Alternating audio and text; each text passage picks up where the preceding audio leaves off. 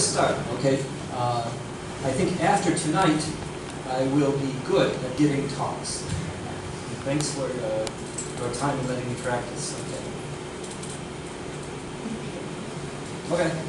So I've been in Taiwan a long time. You guys know. I've been in Python a couple of years, and I use mostly for physics. So I'm always looking for a physics or a math angle for everything. And recently there's the IoT, Internet of Things, which might actually mean something. So let's find out. A lot of people talk about it, but let's see. Okay, so I won't talk about the IoT is great, LoRa, LoPi, MicroPython. I'm not saying these are great, but they might be interesting and useful, actually. Now, actually, this year, next year. Okay, these are becoming something very interesting. The reason I talk about Elon Musk is just because his approach to business is through physics. Okay, you look at, if you want to do something, you look at the physics of the question, the physics of the technology. You go to the basic idea. You don't compare to something that exists already. Make a little different. Okay, you forget about it and start from the beginning. Okay, fundamental truths, and then go back up. And I will go quickly through a few examples. Okay, so a long, long time ago, okay, 1900 BF, which is before Facebook. Okay, there were amazing and mysterious, visionary people. And you know this guy? Right? The eyes, right? Vision. He looks at you, buy my products. Okay. And he has this thing, okay, this personality, this drive, this vision. He didn't really build these products. He didn't design them, okay? But he made it happen through his personality, which is not always a good personality, actually, but he could do it, all right? But, you know, this is a good model for last century, but maybe not anymore, okay? So this is Wired magazine. You know, they have a circle, a halo around his head, and also horns. You know, so he's a Buddhist, but he's a mean guy. He's a genius, but he's a jerk. He's an inspiration, but be careful. Don't do the same thing he does. Okay, so really, it's okay. You know, stay hungry, stay foolish. This was his message to Stanford, right? No, really, you know, it sounds so unusual that you say, wow, what an amazing guy. But no, no, don't. Okay, this is foolish, okay? We don't want to be foolish. Okay, so P2.5, right? Because I ride my U-bike. I ride U-bike all around Taipei. And so I have to breathe this stuff, and I know it's, you know, I know it's dangerous, so, you know, this is not good. Okay? And, you know, this is I saw this a few years ago, actually, and I was very surprised. I haven't been there yet. I'm not sure I want to. And you see, everyone has masks, right? And so this is a good idea. Maybe this is a good business model to put masks on everybody. But, you know, the point is, and what Elon Musk talks about is cars, trucks, motorcycles, these engines are maybe roughly 20% efficient. Okay? And a power plant where you burn coal or you burn oil or you burn gas, roughly 60% efficient, maybe 3 times better efficiency. So it doesn't make sense to burn your fuel in the road, in people's face. This is not the right place to burn, okay? You can do it much better if it is well-designed, optimized machine somewhere else and transport the power by electricity. Okay, you cut the CO2 footprint in half or a third. The P2.5 that actually goes into people's lungs is much reduced if you do it this way. It's much safer, much healthier. Okay. Also, the CO2 is causing global warming. It's changing the climate. It's going to people will at low elevations near the sea are going to lose their homes, fresh water. This is fact now. Okay, we don't debate this anymore. It's just a fact. It's going to happen. And CO2 makes it happen faster. Okay. So burning the carbon makes P2.5, other types of pollutants, okay, nitrogen oxides, and a lot of noise, which are bad things, right? And all of them are in your face if you live in the city. So let's use our brains and begin to stop doing this. Okay? Begin the process to slowly stop burning things in the road and breathing them. Okay, so this is sort of the idea behind Tesla. Okay, it's one of the ideas. So, you know, these are, I just pulled this off the internet, and again, it's like 60% official. This is, I think, a natural gas turbine. It's different. If you burn coal, you boil water, and then you run the steam through a similar kind of turbine. But this one is for gas, where you let the burning gas go straight through. Either way, it's a turbine, which is optimized. Okay, and somewhere in a well-controlled situation. Okay, so sort of if I reduce what Elon Musk says about cars, okay, it's a good place to start because you have an economy of scale. It's a huge industry, right? So if you make a change in all cars, it's a giant change on the planet. The turnover is years, not decades. If you want to build a new power plant, it takes 20, 30, 40 years to the whole process. Okay, from proposal to finally commissioning. Right? But to change cars, it takes decades or years, not decades, actually. And people can vote on individual purchases. So you don't have to convince an entire economy. You can just make the cars available, and individual people can vote by buying the car. So the turnover can be much easier. It doesn't take government to do it, right? You can just have people buy. So what will the car have to do in order to make people buy it? Okay. So you need to drive 3 or 4 hours. Okay. So don't think about other electric vehicles. Start from a clean sheet of paper. Okay. You want to get in your car and you want to go on a trip. And so you don't want to stop every hour and charge, right? So you want to go 3 or 4 hours, which is about how long it takes to drink and then come out again. Which is about 400 kilometers, 250 miles. And you want to be able to do that on the freeway, okay? 110 kilometers per hour, 70 miles per hour, which is what happens on the freeway. You should be able to accelerate faster than anyone else around you. So,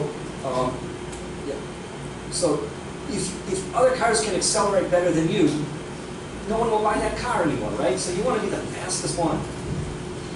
You need to have kick-ass electronics, secure computer, over-the-air updates, and just be very cool. So you want people to buy this car because it performs well and it's really cool.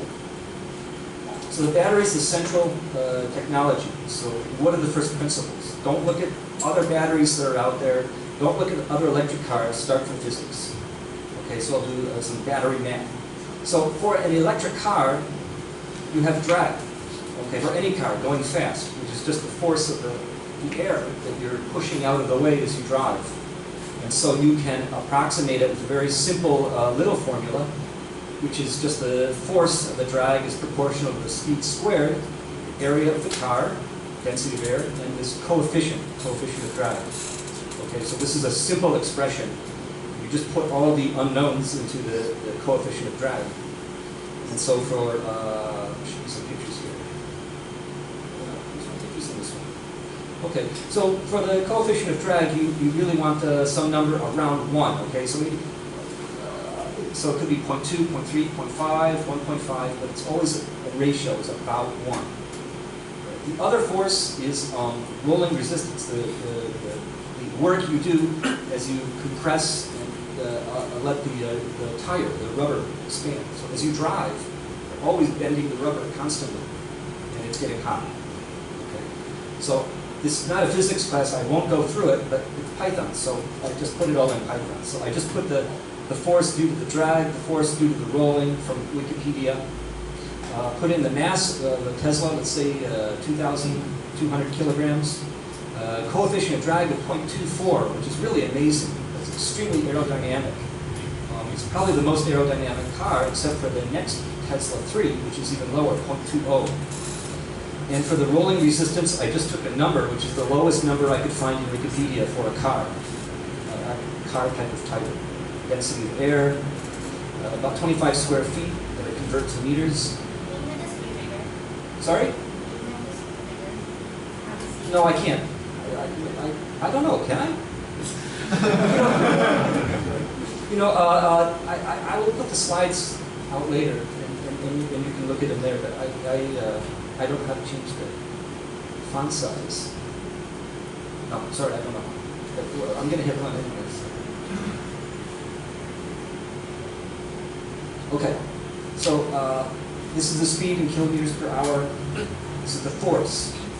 Okay, so 10 newtons would be the force of 1 kilogram on your hand. You lift a kilogram, that's 10 newtons.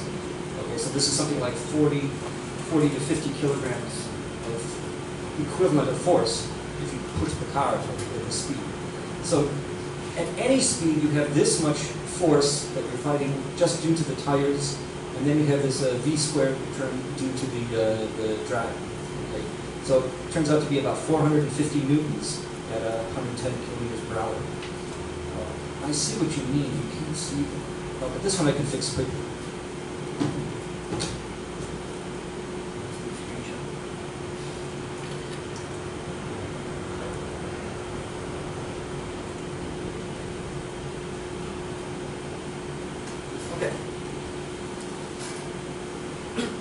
Okay, so 400 kilometers, force about 450 newtons, 110 kilometers per hour. That's about 180 million joules. Okay, if you convert that to kilowatt hours, it's 50 kilowatt hours. Okay, this is just equations from Wikipedia. Right? So we haven't looked at a battery catalog. We just say, suppose I drive a really cool car a long distance. What kind of battery do I need? So 50 kilowatt hours, if you assume 90% efficiency, that's 55. You need, and then if you add air conditioning and a computer, so like the minimum you need is like 60 kilowatt hours. So what kind of battery will give you that? So the most standard cell that's been around for the last couple of years is 18650. The 18650 is actually a shape of a battery. Okay, what goes inside is changing all the time. Okay, so that's not a kind of battery, it's only a form factor. And so at the time they have about 3,000 milliamp hours. Okay, but it keeps improving. But I think when they initially did the design, it was roughly in that ballpark, which is about 0.01 kilowatt hours per cell. So you need, in this zeroth order design, 50 or 5,000 cells, or 6,000 cells. At 50 grams per cell, that's 270 kilograms.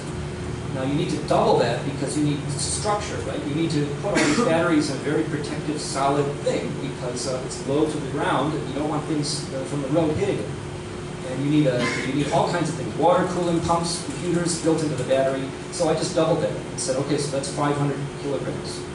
And it turns out this is almost exactly what the Model S 60 kilowatt hour battery weighs. So you have to start with 500 kilogram battery and then design the car around it. And so that's exactly what Tesla did. And I think that was the problem with a lot of other electric cars is they simply tried to make a car that was cheap and then found out it didn't work very well afterwards. So this is what the battery looks like. This is just a teardown. You can find Tesla battery teardown on Google. See it, and it's just this one's maybe 6,000 or 7,000 cells actually, and they're all spot welded individually, and there's space in between them. Okay, they didn't pack them together because that's the other physics of the batteries. Is you must keep them not too hot and not too cold, especially not too hot because that damages them, and they can go actually catch fire if they get too hot. But they lose their quality if you allow them to get too hot when you're charging or discharging. Okay, so part of the patents that Tesla has is the water cooling, this little jacket. Okay, this is a little rubber tube, or it's a ribbon, a tubing to cool the battery. So you have to do all of this in each of the, so it's about 440 batteries in each of the 16 trays. Okay, and you have coolant running through every single battery. If it's cold, like if you live in the north and it freezes, the heaters turn on and the water starts pumping and they keep the batteries from freezing. If it's too hot, they cool them. And there's actually a fan. There's a radiator and a fan on the battery to keep it from getting too hot. Okay, and it's just a lot of spot welding. So some of you guys might be aware of this solar airplane that went all the way around the Earth, powered by solar cells. Okay, there's no fuel on it. And they had a big problem. They lost a year or longer just because they didn't do the physics of the battery design correctly. They had enough battery, but they didn't cool it properly. And they damaged it. And it shut down the whole project. It was very embarrassing. The whole world was watching. So you need to do the physics first. And there's some of the water management for one of the cells. You can see the ribbons in here for the cooling. So it's a the battery is just by itself. Okay, it's a beautiful machine. Anyway, so he saved the world. I won't show you the rest of the car, but you guys know it drives by itself now, right? So I didn't even add that, but you can look at that. Just say Tesla drive by itself in YouTube, and you can see the car drive. Okay, it has 3 kinds of sensors. There's ultrasonic, radar, ultrasonic, and maybe there's one more. Well, maybe just normal cameras. Okay, you can take a vacation. So he can save the world. And so you know where he's going to go, right? He's going to Mars. Okay. So he's going to build rockets. So you can't go to Mars today. It's just much, much too expensive to go send people to Mars and keep them alive. It's unbelievably expensive. It needs to be 1,000 times cheaper before you can really consider it. So, okay. So you need to grow the industry. The larger the rocket and space industry, the cheaper everything gets. So if you need to lower the cost, you need to generate an industry and generate interest so that the cost will come down because he wants to go to Mars. You need to stop throwing $100 million rockets in the ocean every time, right? So, or just leaving it floating in space. Okay. So you need to hire a lot of engineers that are hungry for knowledge, but not foolish, right? Okay. So engineers are the solution, really. Okay. So I just show you. I will try to show a couple of quick videos if you have seen this one already. Let's see if I can.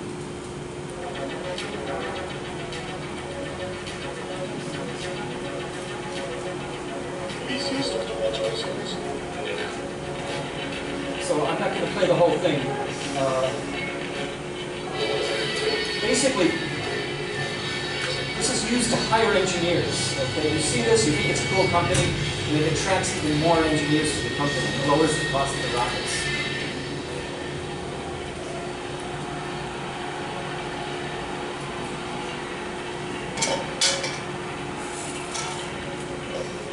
So this is the human resource department.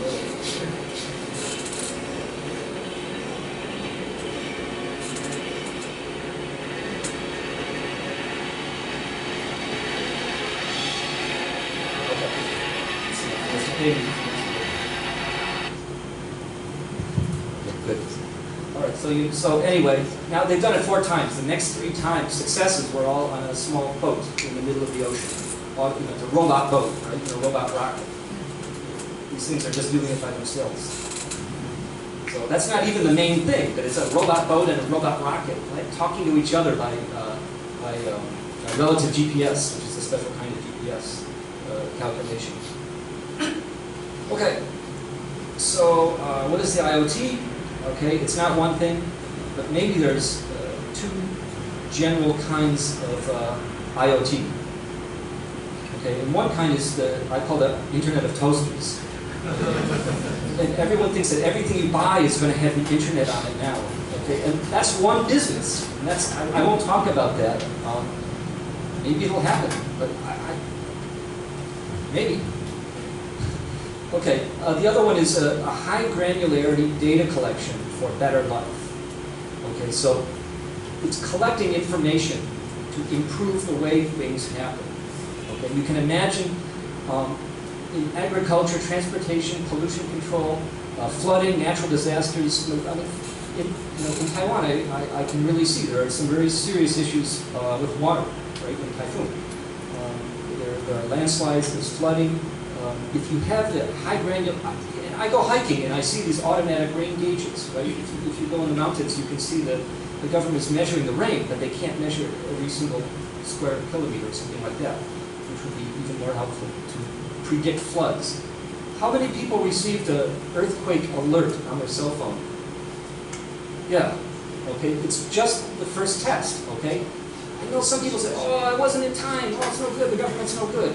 No, I mean, they're just testing it right now, okay? But this concept of reaching millions of people at the same time, okay, right now it's only 4G, is really important. Okay? I really think this is one of the applications. The more data you collect, the more you can let people know not only disasters, but more simple things like pollution or traffic or things like that. Okay, so let me show you one more video here.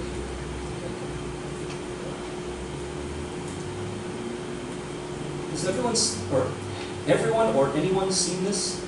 This is in Facebook? Okay, this seems to be pretty new, but I think there really may be some good things happening. Okay, so let's just watch a little video.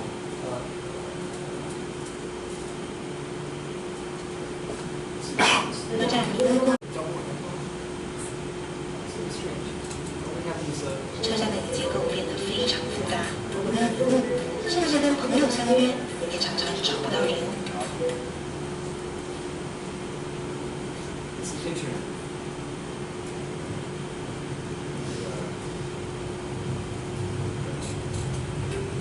你在台北车站迷路了吗？台北车站是的。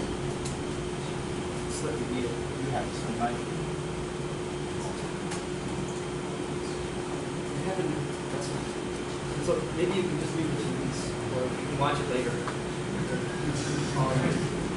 Yeah, I'm sorry, I don't understand this. So they talk about first the indoor GPS, right? The non-GPS GPS. So that you can position yourself inside the buildings, and transportation. It's a large number of things. And these things are actually becoming possible because electronics is getting really cheap now. Okay, so ideas that have been around a very long time are now actually really possible. And so there seems to be some interest in actually trying these things out. And if you think about it, Taiwan is an excellent place to do this. It's such a high level of competence and awareness, electronic activity of the industries here to do this. So it's really a perfect laboratory to develop the next generation IoT, or the first generation IoT applications. So you can take a look at this smart city. I think they're just starting in Taipei because it's okay, but and one of the things they're adding is a LoRa.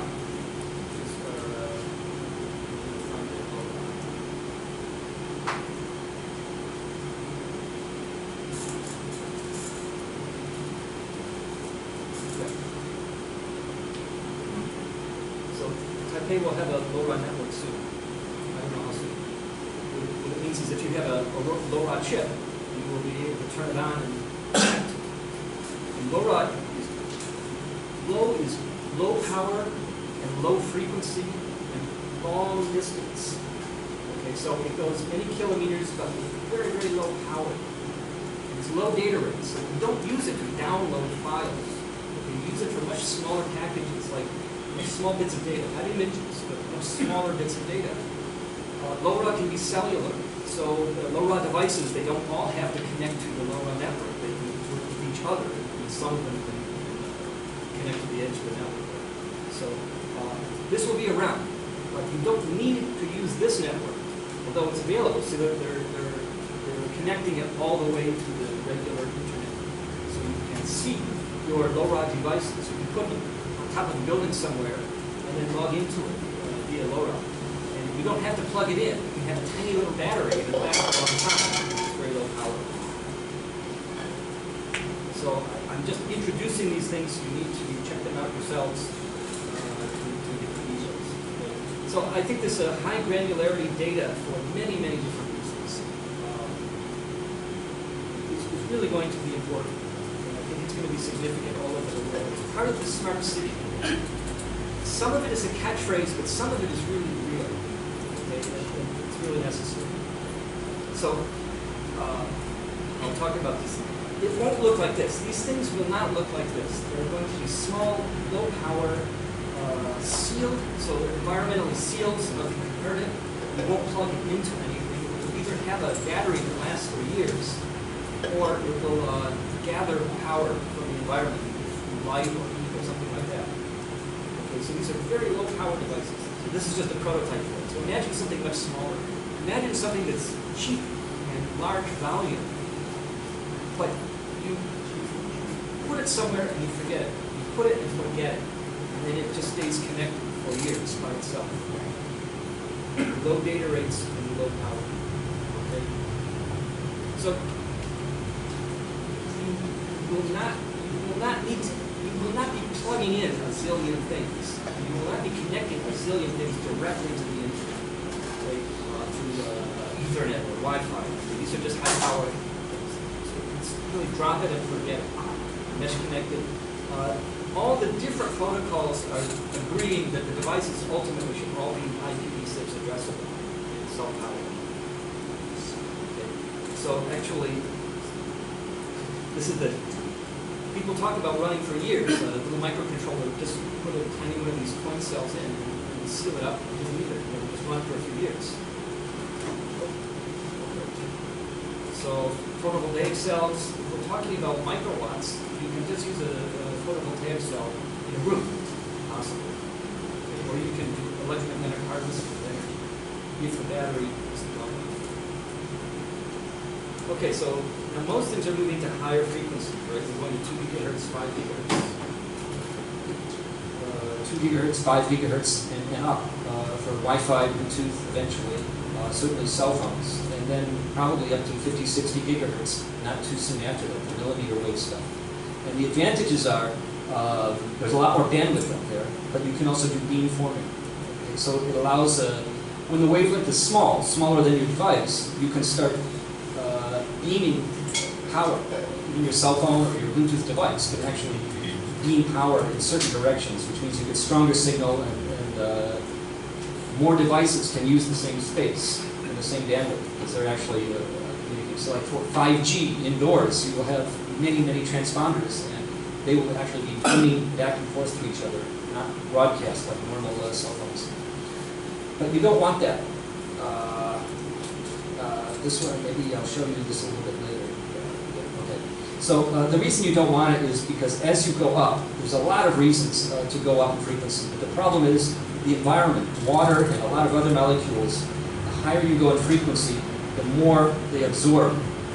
So as long as you have relatively small distances and big batteries, it's no problem. But for very low power devices, it's very difficult at these high frequencies to communicate.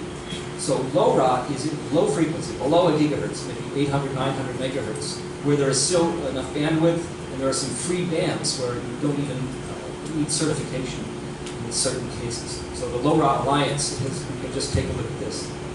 LoRa Alliance. Okay. There's a video.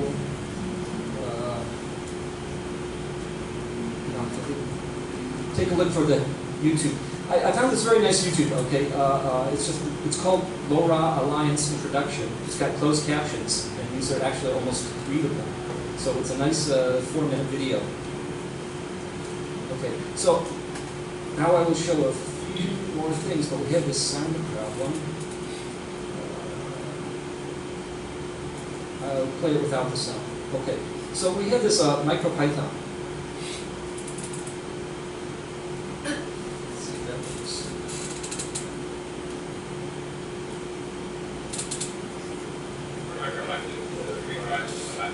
Oops, it doesn't work. Let's try it with the.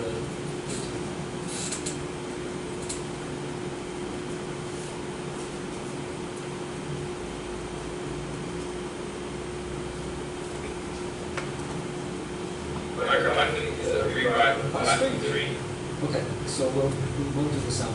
Okay, so the MicroPython was a Kickstarter in 2014.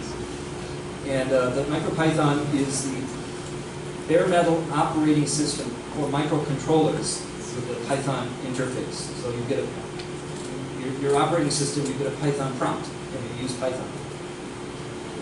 And so the Pi board was the first device. This was 2014 that this happened.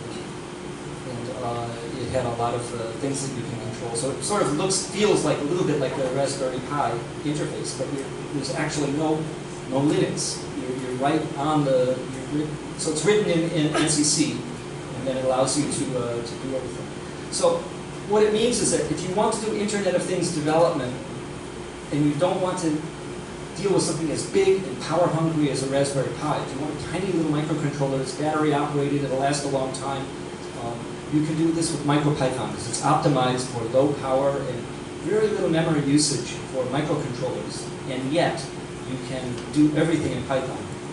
You can write C subroutines and access them anytime you want, but it's not necessary. Okay. What is one example use case for the MicroPython? I can't hear you. What is one example use case for that? One example? That how like is any like real life example that would use it? I think there's probably 100,000 real examples of development being done with it. Okay, you might not actually use it in your final. If you look, the Internet of Things doesn't have any real life examples. It's still experimentation. Okay, so everything is at sort of a development level. Okay, but since people are, so take a look. If you're interested, type MicroPython example and you'll find some. Okay. Okay, so the first Kickstarter was the MicroPython in June of 2014. And then after that came the Wi-Fi, the first, okay, this is a Wi-Fi enabled microcontroller. And so you could start doing Internet of Things via Wi-Fi with the Python. Okay. And then after that, it's too bad we had this echo. It's a beautiful video where he talks about the ESP8266. So I'll just show you that very quickly.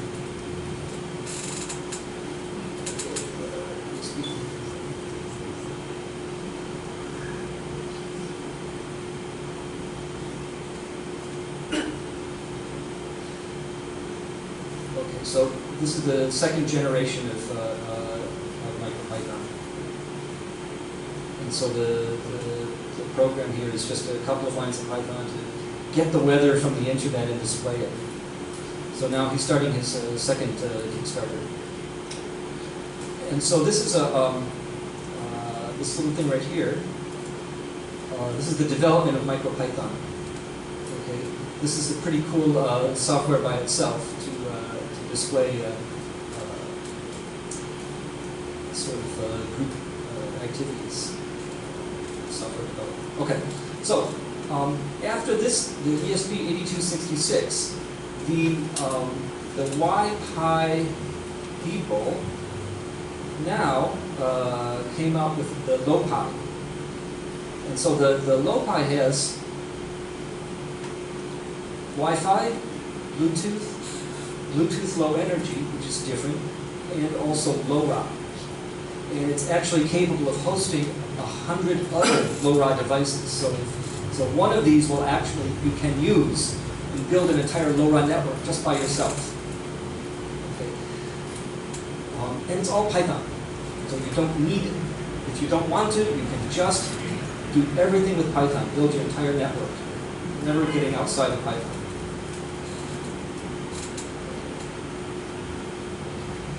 And so they have, let me find the photo here. That's that guy.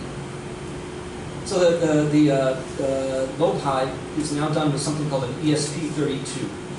And Espressif is I believe it's in Shanghai, it's a fabless company that uses TSMC process to make these microcontrollers. So the ESP32, which is the basis for the low-pi, has almost everything, but not the low-ra. The low-ra is a separate chip, and that comes from another company called Semtech, which is part of the low-ra alliance. Okay. So at this point, what I would just recommend is if you're interested, start from low-pi, and then you can find all of these other links and all of this other information. Or you can start from ESP32, should be an easy number to remember. Okay. Either one of those directions, within a few clicks, you can find out basically everything I told you and everything else. So I'm just going to stop right now. You can also, it's on GitHub, right? So you can look at it, the MicroPython. So. Now MicroPython is a little bit different for each processor. Okay, so because it's the actual operating system, there isn't an operating system in between. It needs to be, the C needs to be written for the specific processor. So you cannot just get a MicroPython and run it anywhere. Okay. But it should be interesting. You can take a look at it there. Okay. Okay, that's all I have to say. But now, if you have more questions, or if you guys want to contact me later or anything, just feel free. I'm really interested in the LoRa, and I'm really interested in how they're able to do the range. It's a type of spread spectrum, okay, where you actually break it up into maybe 100 different frequencies, and different symbols are transmitted on each frequency. It's a special type of protocol that gives you the best ability to get a message across with very low power over very long distances. So it's a pretty cool thing. But I think we'll have these waves, these LoRa waves going through the air along with everything else very soon. Okay, so I think I will also send out a link maybe next week with I'll put these slides online somewhere so you can see mobile ones, mobile pictures. Okay, maybe the weekend to do that. Okay, that's it.